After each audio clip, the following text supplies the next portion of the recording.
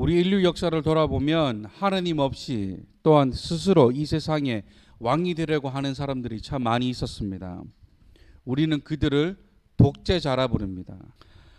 이 독재자란 우리가 잘 알고 있듯이 어느 누구의 견제를 받지 않고 절대 권력을 가지고 한 나라의 최고 지도자라고 군림하는 것을 말합니다. 그런데 원래 이 독재자라는 말은 아주 좋은 의미였습니다. 독재라는 말을 한자로 보면 홀로 독자에 재단할 재자를 써서 예쁜 옷감을 재단하는 사람을 의미합니다. 하지만 이 독재라는 말이 좋지 않는 의미로는 이 예쁜 옷감을 제멋대로 가위질하는 사람으로 다른 사람의 의견을 무시한 채 모든 결정을 홀로 내리는 사람이라는 뜻으로 변질되었습니다. 인류 역사상 수많은 독재자들이 있었고 지금도 다른 어느 나라에서는 이 독재자로 인해 고통받는 사람들이 많이 있습니다.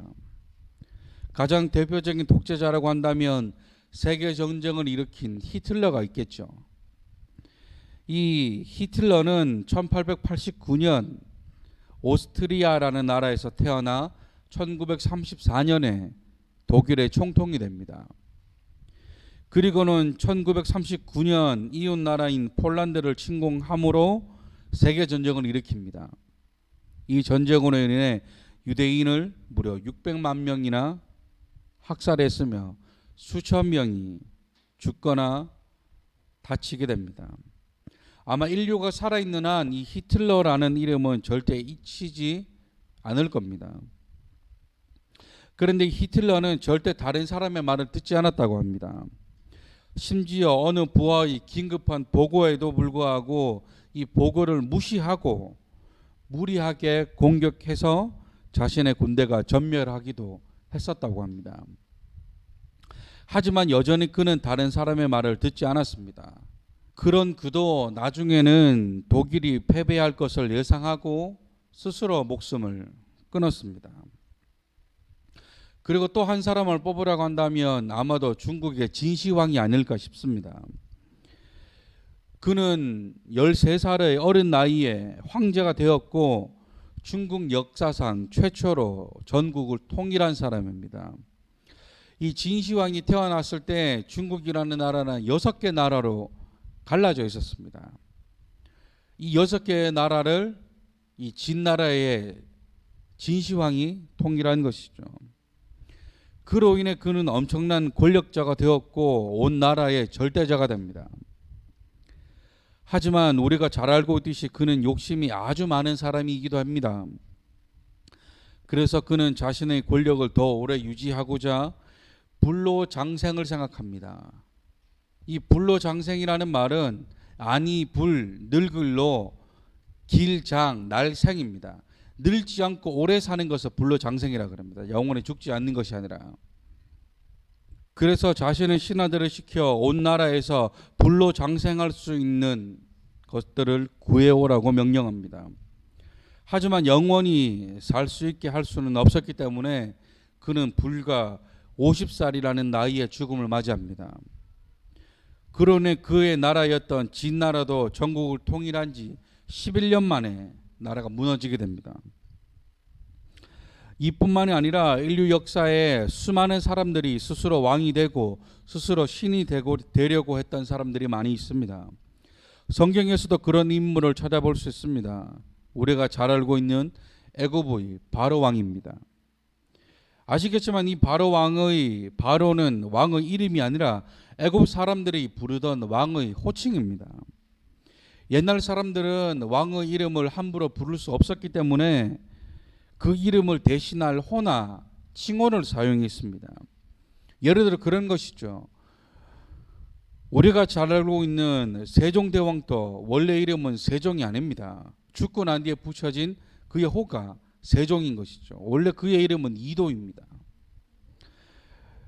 하지만 역사에서는 그를 이도라 하지 않고 세종대왕이라 부르는 것이죠. 하느님께서 애굽에서 노예 생활하던 이스라엘 백성들의 신음과 고통받는 소리를 들으시고 다시 이스라엘을 제사장 나라로 쓰시기 위해 계획을 다시 세우십니다. 그리고 그 계획을 모세를 통해 이루고자 하신 것이죠. 그래서 하나님은 모세와 그의 형 아론을 통해 바로를 찾아가게 합니다. 그리고는 바로에게 가서 하나님의 말씀을 전합니다. 출애굽기 5장 1절 말씀입니다. 그 후에 모세와 아론이 바로에게 가서 이르되 이스라엘의 하나님 여호와께서 이렇게 말씀하시기를 내 백성을 보내라. 그러면 그들이 광야에서 내 앞에 절기를 지킬 것이니라 하셨나이다. 하지만 바로는 하나님의 말씀을 듣지 않습니다. 오히려 이스라엘이 수가 많아져서 딴짓한다 생각하고 이전과 달리 벽돌을 만들 때 사용하는 짚을 주지 않고 스스로 짚을 주어 벽돌을 만들려고 합니다. 그 만들 양도 예전과 동일하게 하도록 하죠. 쉽게 말해 이 일로 인해 이스라엘 백성들의 고통이 더 심해지게 되었다는 것입니다. 또한 예전처럼 벽돌을 만들 수 없게 되자 애굽 감독들이 폭력을 사용하기 시작합니다. 이런 바로의 학대는 하나님을 향한 선전포고와 다름없는 것이죠. 한낱 인간이 하나님께 도전한 것입니다. 바로와 하나님 사이에 전쟁이 일어났다는 것이죠. 하나님과 싸움을 벌인 것입니다. 그래서 하나님은 애굽 땅에 재앙을 내리십니다. 우리가 잘 알고 있는 10가지 재앙을 내리시죠. 그런데 이 재앙에서 중요한 사실이 하나가 있습니다. 이것은 이 재앙으로 애굽을 벌하기 위함이 아니라는 것입니다. 너 말 안 들으니까 꿀밤 한 대 맞으라는 것이 아니라는 것입니다. 겉으로 보기에는 벌을 내리는 것 같지만 실제로는 애굽의 바로와 하느님과의 전쟁이 시작된 것입니다. 제가 주보에 올려드렸지만 우리가 잘 아는 10가지 재앙이 내립니다. 그런데 이 재앙 하나하나가 다 애굽에 있었던 우상들입니다. 몇 가지만 살펴보면 강물이 피로 변하는 것은 강의 신 하피를 나타내는 것이고, 개구리가 온 애굽을 덮은 것은 개구리 머리를 한 헤크트라는 신을 나타낸 것이며, 애굽 전역에 어둠이 내리는 것은 태양신 라를 나타내는 것입니다. 정리하면 하느님께서는 애굽 사람들과 바로에게 애굽의 신들이 얼마나 보잘것없는 존재인지 알게 하시기 위해 이런 재앙을 내리셨다는 것입니다. 창조주 하느님께서 개구리 따위, 메뚜기 따위를 믿는 것이 얼마나 어리석은 것인지 알게 하시기 위해 이런 재앙을 내리셨다는 것입니다. 그런데 마지막 10번째 재앙인 장자의 죽음은 어떤 우상을 상징하는 것일까? 그것은 바로 애굽 왕 바로 자신입니다.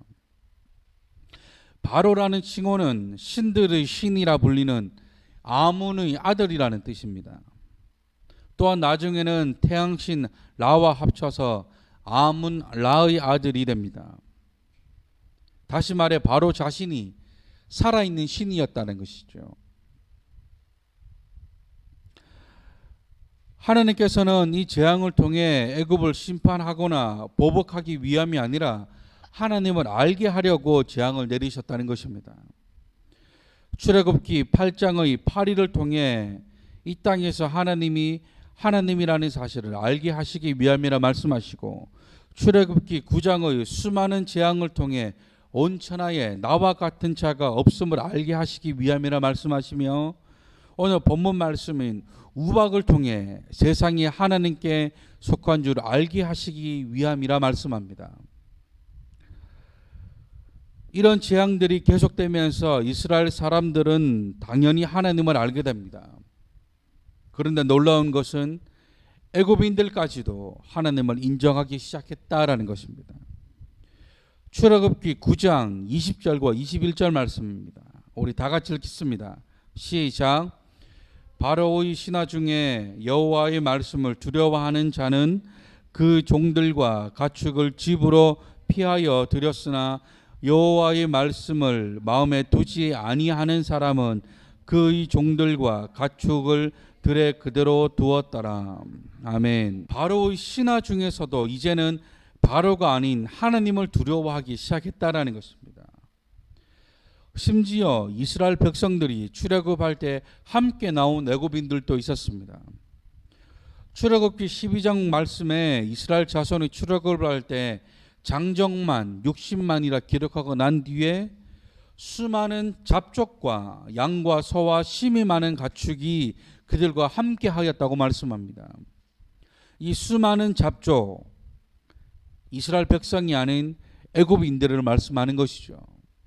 중요한 것은 다시 말씀드리지만 애굽에 내린 재앙은 애굽을 벌하기 위한 것이 아니라 온 세상에 하나님을 드러내기 위함이라는 것이었다라는 것 사실입니다. 이런 측면에서 본다면 오늘 말씀은 제목처럼 하나님과 이방 신들과의 싸움이라 할 수 있는 것이죠. 그렇다고 한다면 저와 여러분들이 반드시 기억해야 할 것은 우리가 누구를 두려워하고 누구의 편에 서야 하는가라는 것입니다. 더 정확히는 이방 신들의 편에 서면 안 된다는 것이죠. 애굽 사람들이 그렇게 믿었던 수많은 신들을 하나님께서 마음대로 조정할 수 있다는 사실은 애굽 사람들에게는 큰 충격이었을 것입니다. 그들이 그렇게 믿었던 개구리 신 하피, 공기의 신 슈, 황소 우상 아피스, 땅의 신 셉, 태양신 라, 이것들이 이 당시 애굽 사람들에게는 신이었습니다. 하나님은 그 신들이 정말 보잘것없는 것이라는 사실을 보여주셨습니다. 지금 우리는 개곤이나 황소를 신으로 섬기고 있지는 않지만 우리는 또 다른 모습의 우상을 섬기고 있습니다.